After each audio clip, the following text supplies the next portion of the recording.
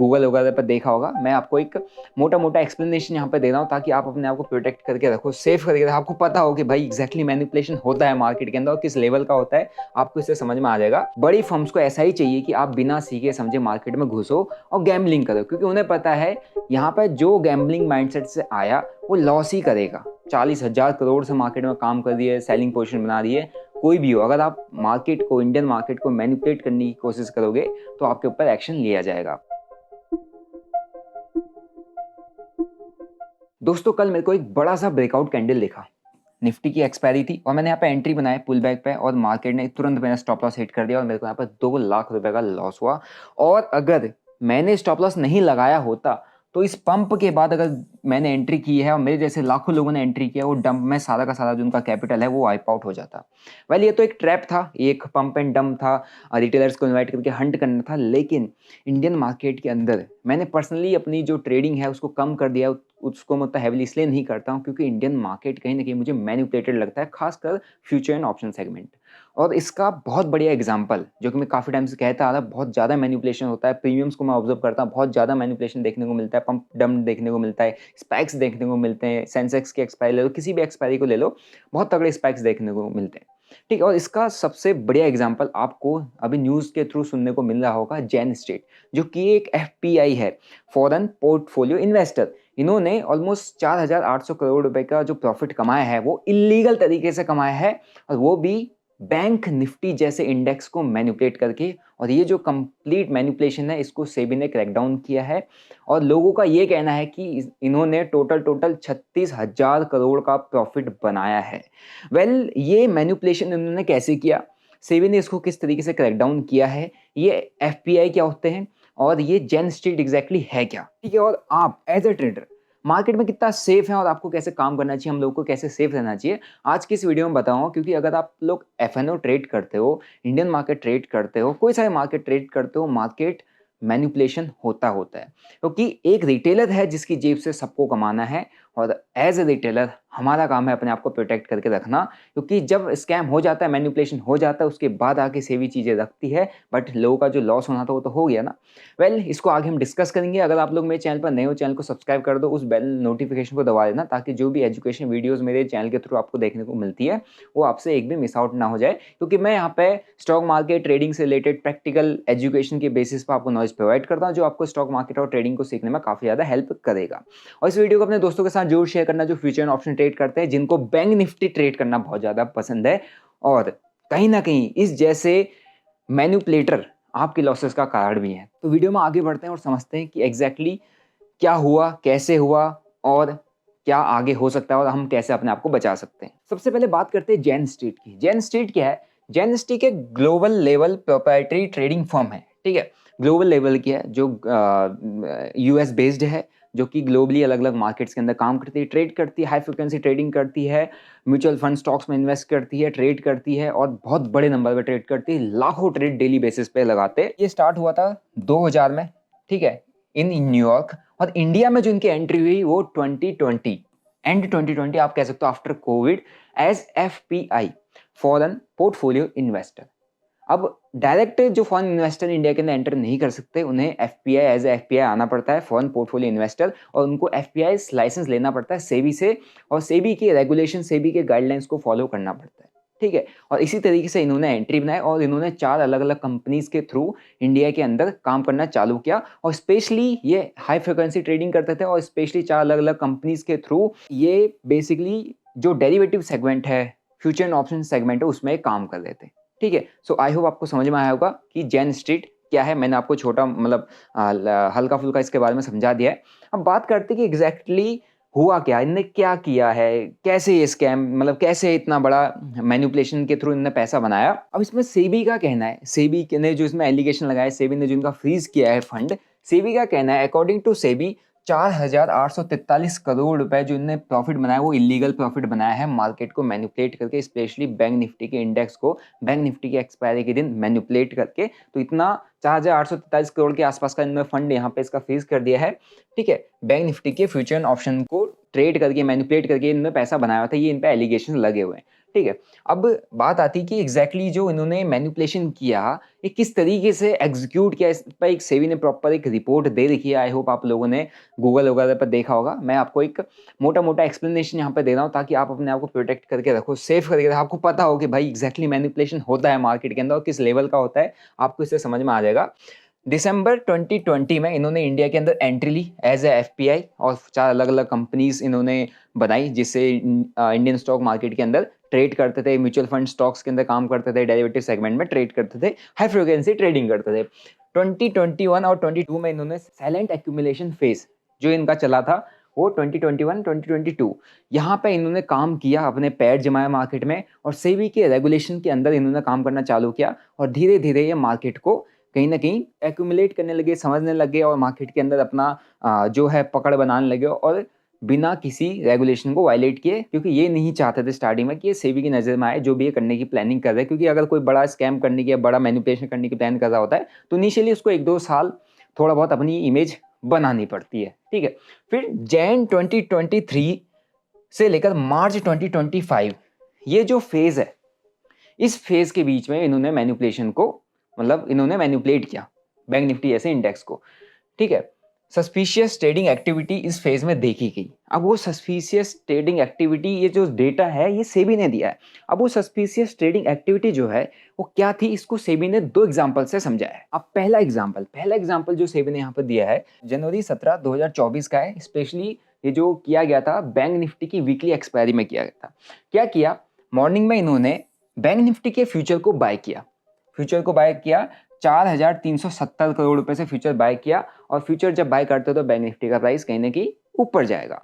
And उसी के साथ इन्होंने क्या किया, 32,115 करोड़ से ऑप्शन को शॉर्ट कर दिया, ठीक है। और ऑप्शन सेलिंग जब करते हैं तो बहुत बड़े अमाउंट में पैसा लगता है, मार्जिन बहुत ज्यादा लगता है और जिस लेवल पे सेल कर रहे हैं, जिस क्वांटिटी में बाय कर रहे हैं उसके अगेंस्ट में जिस लेवल पे ऑप्शन को सेल कर रहे हैं, अब उसका नंबर 32,115 करोड़ के आसपास ऑब्वियसली बात है आएगा ही आएगा, ठीक है। फिर आफ्टरनून में इन्होंने जब यहाँ पे बैंक निफ्टी के फ्यूचर को बाय किया तो प्राइस ऊपर, ठीक है। एंड उसके ऑप्शंस को शॉर्ट करके बैठे क्योंकि ऑप्शंस मेल्ट होंगे तो पैसा कमाएंगे, ओके।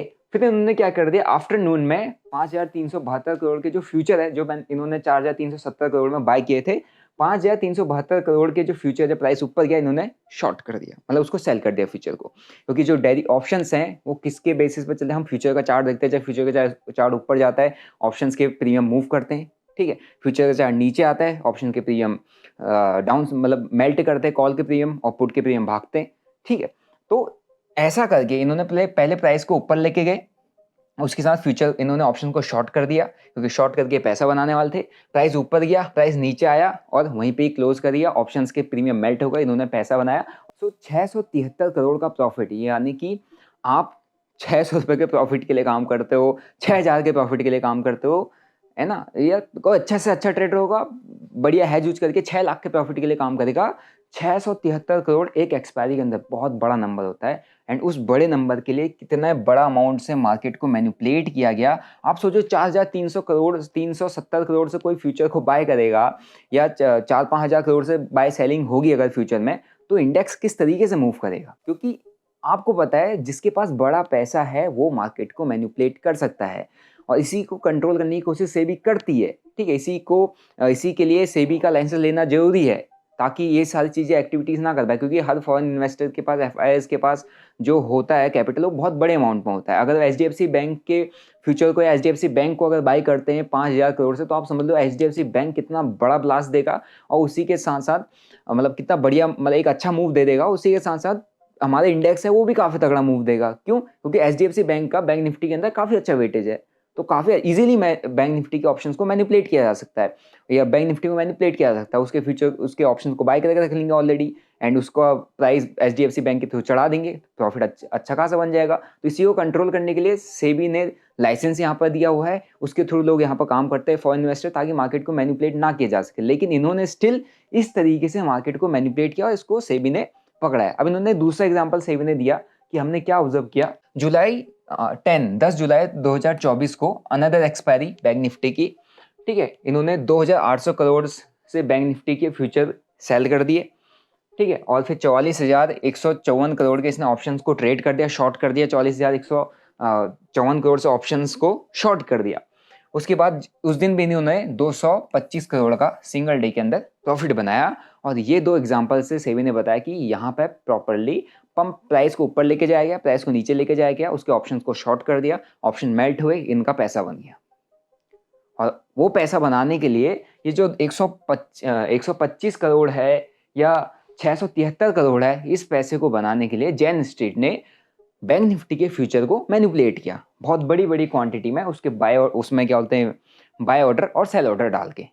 ठीक है, तो इस तरीके से सेबी ने ये एक्टिविटीज देखी और इस तरीके से सेबी ने जैन स्ट्रीट के ऊपर एक्शन लिया है। सो इस तरीके की सस्पिशियस एक्टिविटी की गई थी। ठीक है, ये तो जब बाद में सेबी ने इसको क्रैकडाउन किया तब जाके पता चला, लेकिन सेबी तक ये बात पहुंचने से पहले जनवरी 2025 को एनएसई ने ये जब सस्पिशियस एक्टिविटी देखी थी तो यहाँ पर रेड फ्लैग रेज किया और इन्होंने देखा कि यहाँ पर कुछ ना कुछ मैनिपुलेशन टाइप की एक्टिविटीज़ हो रही है, तो इन्होंने सेबी को रिपोर्ट किया, सेबी को इसके बारे में इन्फॉर्म किया। उसके बाद से फेब से लेकर जून तक 2025 के बीच में सेबी इसमें इंटरफेयर किया और सेबी ने इसमें बहुत अच्छे तरीके से डीप रिसर्च की, डीप स्टडी की, इसको पूरा क्रैकडाउन किया और समझा कि किस तरीके से स्कैम यहाँ पर हुआ है। फिर उसके बाद 3 जुलाई 2025 को सेबी ने इस पर एक्शन ले लिया और इनका अराउंड 4000 करोड़ से ऊपर का जो अमाउंट है उसको फ्रीज कर दिया है और इनको इंडियन मार्केट में ट्रेड करने से बैन कर दिया है। अब इस एक्शन के बाद जैन स्टेट का क्या रिस्पॉन्स है? जैन स्टेट का सिंपल सा रिस्पॉन्स है जो हर किसी बड़ी फर्म का रिस्पॉन्स होता है कि हमने लीगल तरीके से ही काम किया है और हम इस बैटल को सेबी के अगेंस्ट में लीगल तरीके से ही लड़ेंगे। ठीक है, अब इससे क्या समझ में आता है? सिंपल सी बात है, सेबी ने एक चीज़ तो साफ कर दी है, चाहे आप छोटे मैन्युपुलेटर हो या मार्केट में किसी भी तरीके की गलत एक्टिविटीज़ में इन्वॉल्व हो, चाहे आप बहुत बड़ी फर्म हो जो 20, 30, 40 हज़ार करोड़ से मार्केट में काम कर रही है, सेलिंग पोजीशन बना रही है, कोई भी हो, अगर आप मार्केट को, इंडियन मार्केट को मैनिपुलेट करने की कोशिश करोगे तो आपके ऊपर एक्शन लिया जाएगा। तो चाहे छोटा मैनिपुलेट करने वाला बंदा हो, छोटा स्कैम करने वाला बंदा हो, चाहे बड़ा मैनिपुलेट करने वाला बंदा हो, सेबी किसी को नहीं छोड़ने वाली, ये सेबी ने क्लियर कर दिया है। बट प्रॉब्लम क्या है कि इस मैनिपुलेशन में जो 600 करोड़ उनने बनाए, फिर 200 करोड़ बनाए, इसमें जो लॉस हुआ वो किसका हुआ? वो रिटेलर का हुआ। और वो रिटेलर कौन है? आप और हम जैसे लोग, क्योंकि हमारा लॉस ही हो जाता है यहाँ पे। ठीक है, और बाद में एक्शन लेते हैं, बाद में सब कुछ लेते हैं, लेकिन पैसा तो हमारा जा चुका है। पैसा तो उस मैनिपुलेशन की वजह से जिन रिटेलर ने उस दिन वहाँ पर पोजीशन बना के रखी होगी, बाइंग किया होगा, उनका लॉस हुआ है। ठीक है, और ये एक्शन सारे बाद में लिए गए हैं और ये एक्शन सारे बाद में लिए गए। तो मेन पॉइंट ये है कि जो एक्शंस हैं, जो चीज़ें हैं, इनको टाइमली कंट्रोल अगर किया जाए तो काफ़ी हद तक जो रिटेलर का लॉस है वो बच जाएगा। रिटेलर अपना यहाँ पर पैसा कम से कम लूज़ करेगा और रिटेलर के सर्वाइवल के चांसेस बढ़ जाएंगे। ठीक है, और इसी चीज़ को देखते हुए सेबी ने जो अक्टूबर के बाद से आपने देखा होगा कई सारे चेंजेस सेबी ने लाए हैं, क्योंकि जो इंडियन हाउस होल्ड है, ठीक है, सेबी अपनी साइड से बहुत सारी चीज़ें कर रहा है, क्योंकि उसको दिख रहा है इंडिया के अंदर जो लोग ट्रेडिंग में घुस रहे हैं, ट्रेडिंग के अंदर इन्वॉल्व हो रहे हैं, वो सिर्फ प्रॉफिट लॉस देख के ट्रेडिंग को कुछ ना कुछ मतलब ऐसा मनी प्रिंटिंग मशीन समझ के एंटर करते हैं और गैम्बलिंग करते हैं। और बड़ी फर्म्स को ऐसा ही चाहिए कि आप बिना सीखे समझे मार्केट में घुसो और गैम्बलिंग करो, क्योंकि उन्हें पता है यहाँ पर जो गैम्बलिंग माइंडसेट से आया वो लॉस ही करेगा और बड़े जो प्लेयर हैं वो मार्केट को मैनिपुलेट करके क्या करेंगे? रिटेलर का पैसा लेके जाएंगे। तो इसकी वजह से सेबी ने देखा कि जो इंडियन रिटेल इन्वेस्टर है, इंडियन हाउस होल्ड से बहुत बड़े अमाउंट में जो पैसा है वो बाहर गया है। ठीक है, फॉरेन इन्वेस्टर्स ने अपने एल्गोज के थ्रू, अपनी ट्रेडिंग स्ट्रेटजीज के थ्रू, टेक्निक्स के थ्रू, मैनिपुलेशन के थ्रू रिटेलर्स का काफ़ी बड़ा पैसा यहाँ पे वो लेके गए, काफ़ी बड़ा लॉस करवाया, रिटेलर्स को काफ़ी बड़ा लॉस हुआ है। ठीक है, तो सेबी ने उसको कंट्रोल करने के लिए कई सारे एक्शंस लिए। सेबी उनको तो कंट्रोल करने की कोशिश कर रही है, ठीक है, लेकिन रिटेलर लेवल पर भी सेबी ने कई सारे एक्शन लिए, जैसे जो हमारी डेली एक्सपायरी होती थी, जिसकी वजह से हमारा माइंडसेट ही चेंज हो गया था। डेली एक्सपायरी मतलब डेली गैम्बलिंग, क्योंकि हर कोई रिटेल ट्रेडर एक्सपायरी के दिन मोस्टली क्या करता है? Zero hero. तो जो गैम्बलिंग माइंडसेट बिल्डअप हो रहा था उसको खत्म किया गया, वीक में 2 ही एक्सपायरी की गई और उसी के साथ साथ एक्सपायरीज को शिफ्ट किया गया, लॉट साइज में चेंजमेंट कर दिया गया। जो 5-10 हज़ार रुपये वाला जो बच्चा मार्केट के अंदर ट्रेड करना आता था उसको एलिमिनेट कर दिया। एंट्री बैरियर 15-20 हज़ार रुपये आपको एटलीस्ट चाहिए तभी आप काम कर पाओगे। ठीक है, और इससे बेसिकली लोगों को ये लगता है, हमको ये लग रहा है कि यार सेबी ने रिटेल इन्वेस्टरों को, ट्रेडरों को खत्म कर दिया, ये कर दिया, लेकिन सेबी कहीं ना कहीं जो रिटेल ट्रेडर है उसको प्रोटेक्ट करने की कोशिश कर रही है।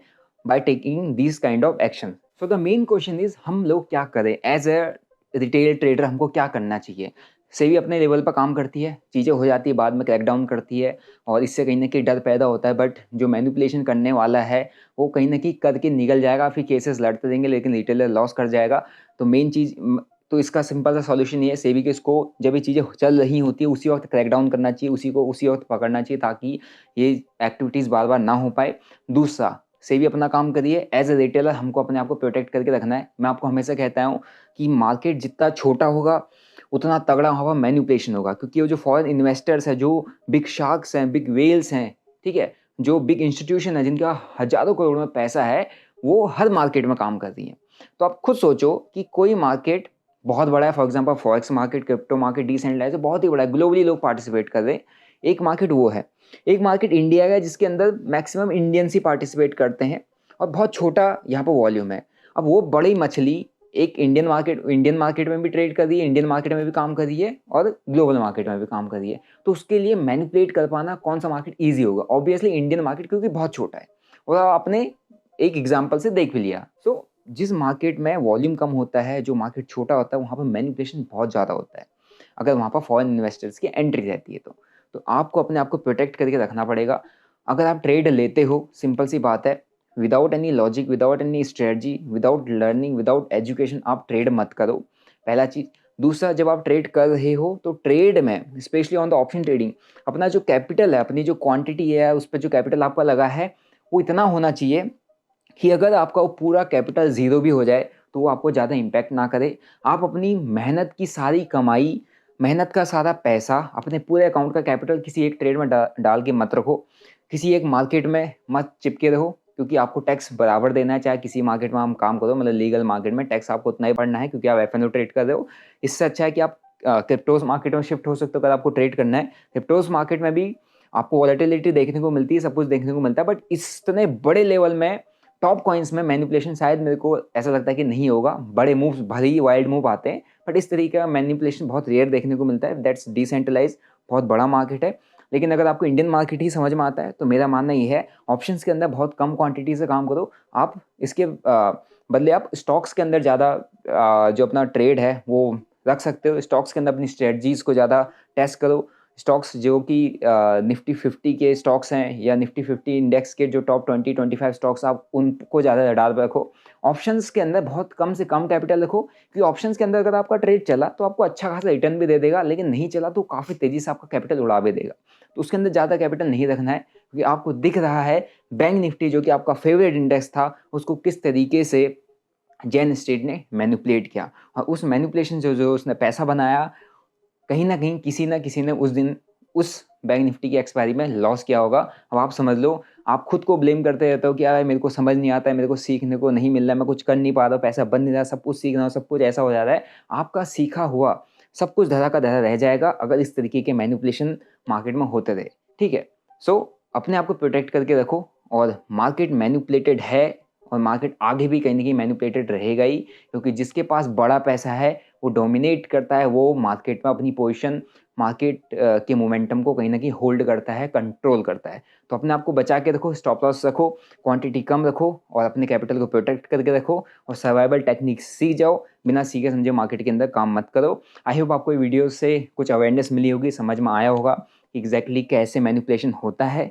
मेरा मतलब आपको यही समझाना था कि मार्केट मैनिपुलेटेड है और इस तरीके से मैनिपुलेशन किया जाता है, और इस तरीके से रिटेलर को काफ़ी ज़्यादा लॉस मार्केट में होता है। वीडियो अच्छा लगा, वीडियो को लाइक करो, चैनल को सब्सक्राइब करो। मिलते हैं नेक्स्ट वीडियो में। Till then, bye bye, see you, जय हिंद।